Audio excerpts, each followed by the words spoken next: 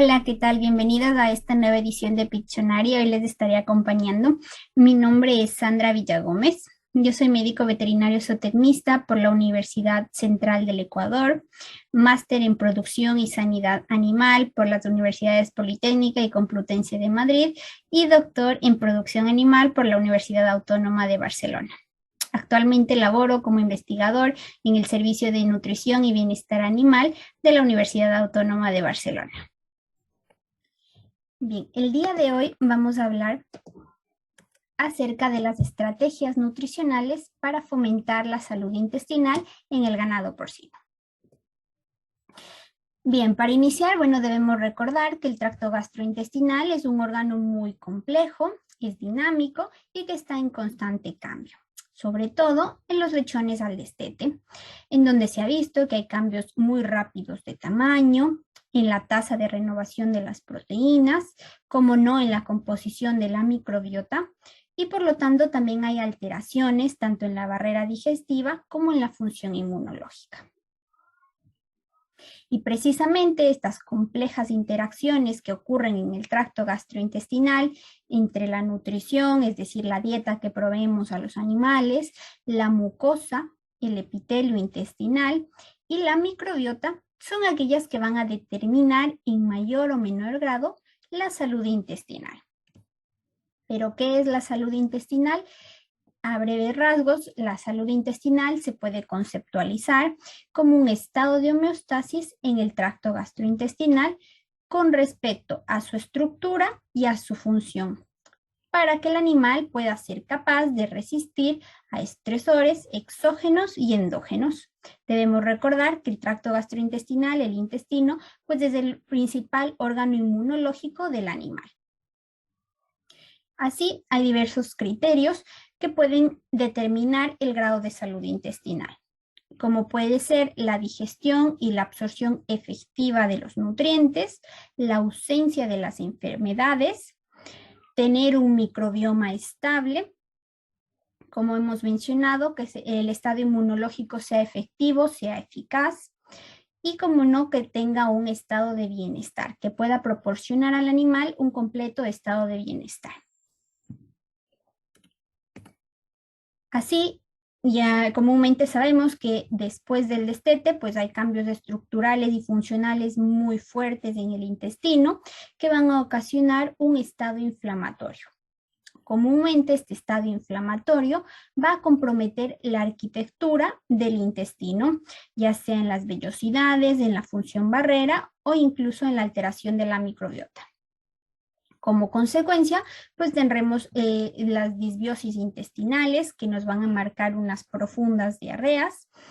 Vamos a ver una reducción en el consumo del alimento, una reducción en el crecimiento, en la eficiencia alimentaria, que incluso pueden penalizar la etapa del engorde, sobre todo las primeras etapas después de la transición. Por lo tanto, últimamente ha habido un creciente interés por la salud intestinal, por tratar de alcanzar un estado de salud intestinal sumamente óptimo, pero sobre todo en la transición. Esto se debe a que a partir de los años 2000, cuando hay una fuerte presión legislativa para reducir o limitar el uso de los antibióticos, asociado a un aumento de las resistencias antimicrobianas, pues los nutricionistas teníamos que buscar otras alternativas que no sean antibióticas para poder alcanzar este estado de salud intestinal. Por lo tanto, lo que hablaremos hoy brevemente es qué estrategias disponemos que sean nutricionales, no antibióticas, para propender o para mejorar el estado de salud intestinal. Así, cuando hablamos de la lactancia, que es la primera etapa inicial para toda la cadena productiva de la carne porcina, pues debemos considerar que es una etapa sumamente estresante, ¿no? Tanto como para la cerda como para el lechón.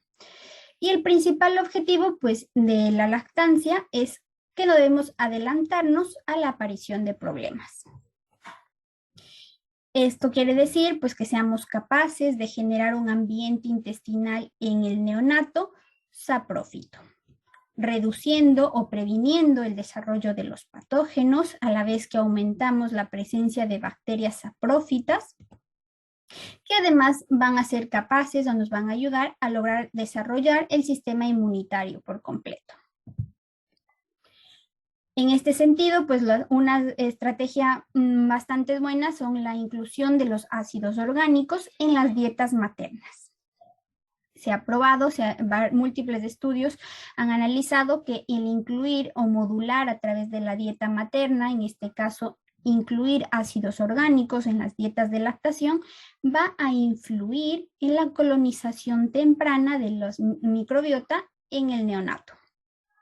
Pues sabemos que en la paridera, durante la lactancia, los lechones están en constante contacto con la madre, con sus propios hermanos, pero también están en un contacto muy cercano con la orina, con las heces, con la piel de la cerda. Por lo tanto, si somos capaces de modular o de intervenir en la dieta materna, vamos a también a ejercer un impacto positivo en el lechón. Otra buena estrategia en la lactancia o durante la lactación es incluir saborizantes en la dieta de la madre. Estos saborizantes, que pueden ser también incluidos en el crib feed de los lechones, van a ejercer un estímulo materno en el lechón. Por lo tanto, al incluir estos saborizantes tanto en el crib feed como en el alimento al postdestete, van a incrementar el estímulo o el consumo del alimento por parte del lechón, pues tiene un feedback positivo o una asociación positiva con el contacto de su madre. Otra de las estrategias que podemos utilizar durante la lactancia es el incluir aminoácidos funcionales, como puede ser la arginina, que además de influir positivamente en la cerda, también puede influir positivamente en el peso del lechón, tanto al nacimiento como al destete.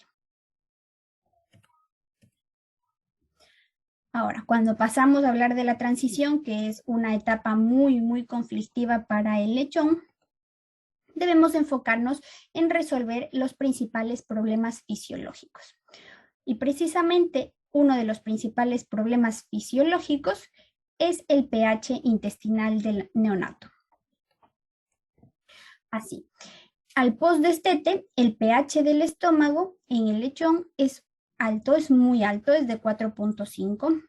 Por lo tanto, este pH va a estimular el desarrollo de bacterias patógenas. Así, unas buenas estrategias es incluir los ácidos orgánicos que hemos mencionado anteriormente, como pueden ser el cítrico, el málico, benzoico, pero también el formular dietas con una baja capacidad tampón.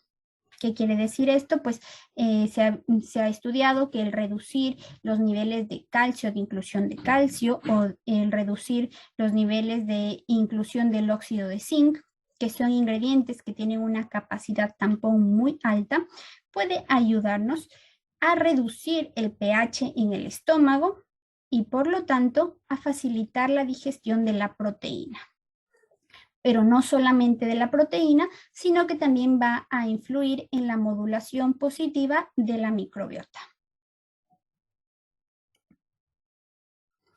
Otro de los problemas fisiológicos que tenemos en la transición es la producción de enzimas por parte del lechón, que precisamente al postdestete hay una muy baja producción de enzimas, principalmente de la amilasa, de la lipasa, de las proteasas.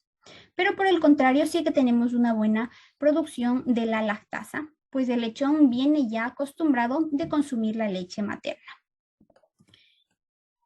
En este sentido, pues una buena estrategia que no debemos olvidarnos y que cada vez se populariza más es el uso de enzimas exógenas. Muy comúnmente ya utilizamos las fitasas, que nos ayuda a reducir el principal factor antinutricional de las dietas asociado con las materias primas vegetales, que es el ácido fítico. Pero también tenemos otras enzimas, como son las silanasas, que van a actuar a nivel de los arabinosilanos, las proteasas o las lipasas. Otra de las estrategias útiles durante la transición que nos va a ayudar a estimular la digestión y por lo tanto la salud intestinal es el utilizar en los piensos ingredientes muy digestibles, altamente digestibles. Sobre todo si los lechones han sido destetados a una edad muy precoz. El objetivo principal que tenemos que tener en mente es que queremos conseguir una transición muy suave en el cambio de la dieta, para lo cual vamos a tener en cuenta que el intestino del lechón viene ya adaptado, el sistema enzimático viene ya adaptado a la leche materna y por lo tanto pues conseguiremos una transición muy suave entre la leche materna y los piensos que están formulados principalmente con materias primas vegetales. En este sentido, los ingredientes de preferencia que se van a utilizar a la transición, principalmente en las primeras días, semanas post-destete, son la utilización de sueros lácteos, de yogur, de leche descremada, que nos van a permitir proporcionar lactosa al animal y que ésta nos va a ayudar a reducir el pH gástrico. Si recuerdan, he mencionado antes que uno de los principales problemas fisiológicos es el alto pH en el estómago de los lechones. Por lo tanto, el incluir estos ingredientes lácteos pues nos va a ayudar a reducir el pH gástrico, pero también a reducir la microbiota o a regular esta microbiota intestinal. FedNow, diferentes instituciones de nutrición animal recomiendan unos mínimos de inclusión de lactosa y pues en este caso en la transición hay un mínimo de entre 14 al 15%. El utilizar estos ingredientes, a más de aumentar la digestibilidad de la dieta, de ayudar a reducir este estrés al destete, también va a aumentar la apetecibilidad por el pienso. No obstante, sí se debe valorar la relación coste-beneficio que continuamente estamos persiguiendo en nuestras explotaciones. En este mismo sentido de los ingredientes, pues también tenemos otras estrategias, como es proporcionar o utilizar ingredientes que sean altamente digestibles, en el caso de la proteína vegetal, pues ayudándonos del hidrolizado de soja, de un hidrolizado de la mucosa o incluso de los derivados del plasma. Una estrategia también muy positiva, muy valorada, es el reducir los niveles de proteína bruta en el alimento. El reducir el nivel de proteína bruta nos va a ayudar a reducir la fermentación de la proteína no digerida por las bacterias patógenas. Múltiples estudios han valorado que el reducir, por ejemplo, de 23 a un 13% de proteína bruta en las dietas post-destete, las heces son mucho más consistentes, hay una menor presencia de bacterias patógenas y por lo tanto hay un mejor estado de salud intestinal que puede ser valorado a través de histología, de la altura y la profundidad de las criptas, de las vellosidades, pero que se ha demostrado que reducir el nivel de proteína bruta puede ser una buena estrategia. No obstante, no debemos confundir el reducir el nivel de proteína bruta con el de mantener el perfil de proteína ideal. Es muy conocido que los animales no precisan proteína bruta en general, sino aminoácidos, y para ello pues hay diferentes recomendaciones del perfil de proteína ideal, y en el cual nos podemos ayudar pues con los aminoácidos sintéticos. Cabe recalcar que se debe mantener, aun cuando reduzcamos el nivel de proteína bruta, se debe mantener siempre el perfil de la proteína ideal. En el mismo sentido de estos ingredientes con los que podemos jugar para estimular la salud intestinal, pues también debemos considerar a la fibra. Tradicionalmente la fibra ha sido un ingrediente olvidado, pero que ahora está tomando mucho más protagonismo en aras de propender la salud intestinal. Una revisión muy completa es precisamente este libro que les dejo en la derecha, que es El valor de la fibra. En este sentido, en las dietas de transición al destete, pues hay múltiples recomendaciones, pero que se deben incluir al menos entre un 2 a un 3% de fibra. Cuando hablamos de fibra, pues debemos tener en cuenta que hay dos tipos de fibra principalmente. Una fibra insoluble, que es la que nos va a aumentar la velocidad del tránsito digestivo y que por lo tanto tiene un efecto positivo en la salud intestinal. Y que los ingredientes que se caracterizan por tener altos niveles de fibra insoluble son, por ejemplo, la cascarilla de avena o los salvados. Pero también tenemos otro tipo de fibra, que es la fibra soluble, principalmente la poco lignificada. Esta fibra soluble, la característica que tiene es que aumenta la concentración de los ácidos grasos volátiles, como también tiene un impacto positivo en la microbiota, pero en la microbiota saprófita, como pueden ser las bifidobacterias o los lactobacillus. Un ejemplo bastante representativo de esta fibra soluble es la pulpa de remolacha. Lo que sí se debe considerar y tener siempre muy en cuenta es que niveles elevados de inclusión de la fibra soluble en granjas o en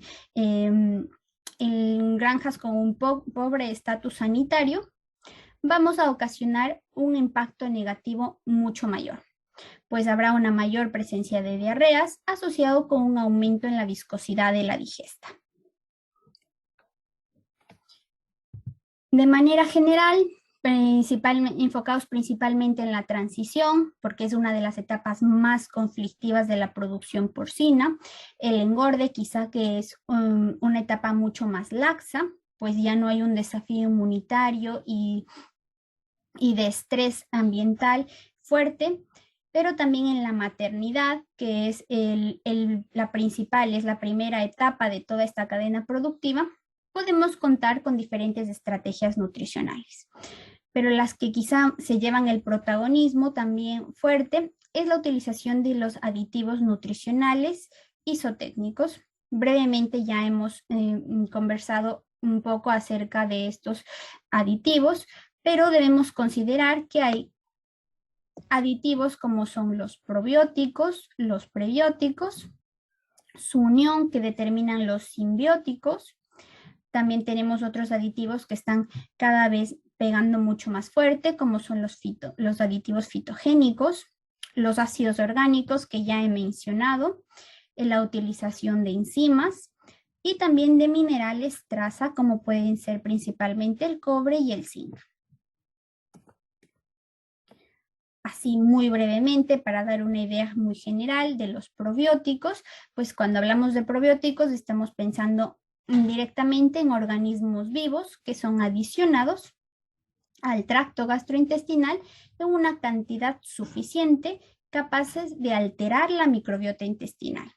Su objetivo principal es prevenir. Y la función principal pues es a través de la exclusión competitiva para alcanzar un equilibrio o propender a la colonización de bacterias saprófitas. Ejemplos de probióticos, pues tenemos principalmente a los Bifidobacterium, a los Bacillus, Lactobacillus, y que los podemos encontrar fácilmente a nivel comercial. Otro de los aditivos muy importantes son los prebióticos y que van muy de la mano con los probióticos anteriormente mencionados y que se caracterizan pues por ser azúcares que son capaces de ser degradados por ciertos microorganismos benéficos. He ahí la importancia o esta simbiosis que hay entre los probióticos y los prebióticos. Ejemplos de prebióticos, pues tenemos como los fructooligosacáridos, los manano-oligosacáridos o los hilo-oligosacáridos. Otro de los ejemplos de los aditivos que tenemos son la utilización de estos oligominerales como el cobre y el zinc. Tradicionalmente el cobre y el zinc pues son minerales esenciales, son microminerales esenciales que se requiere para la supervivencia, para el correcto funcionamiento del organismo. Pero también a dosis moderadamente altas han sido capaces de estimular el consumo del alimento por parte de los lechones, aumentar la integridad de la pared intestinal, controlar la microbiota y reducir la presencia de metabolitos bacterianos. No obstante, por múltiples décadas, estos minerales han sido suministrados a dosis farmacológicas, a dosis terapéuticas sumamente elevadas. Pero debido a los efectos asociados, como en el aumento de las resistencias a los antimicrobianos y el impacto que tienen en la toxicidad del medio ambiente, sobre todo al ser excretados a través de los purines y que estos purines posteriormente son utilizados como fertilizantes agrícolas, pues hay diversas legislaciones. Por ejemplo, en Europa hay una regulación muy estricta en el uso de estos minerales a dosis terapéuticas.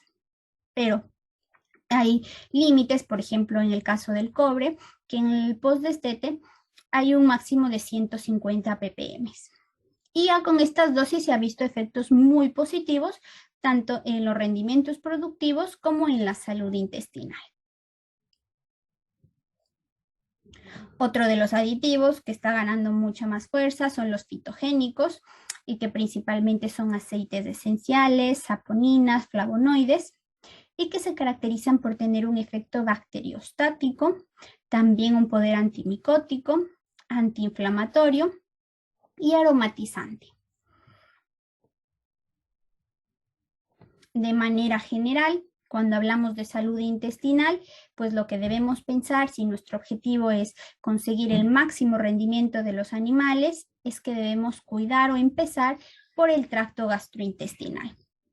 Y en este sentido, pues les quiero invitar a recordar que esto debe ser tratado desde un enfoque multidisciplinario, es decir, no podemos solamente actuar a través de la dieta, sino que también tenemos otros factores con los cuales podemos también jugar para ejercer un efecto mucho más fuerte, como por ejemplo en el ambiente, en el manejo que les demos en la granja, en el estado sanitario, en las instalaciones y sobre todo siempre considerando las diferencias que tenemos entre la edad de los animales.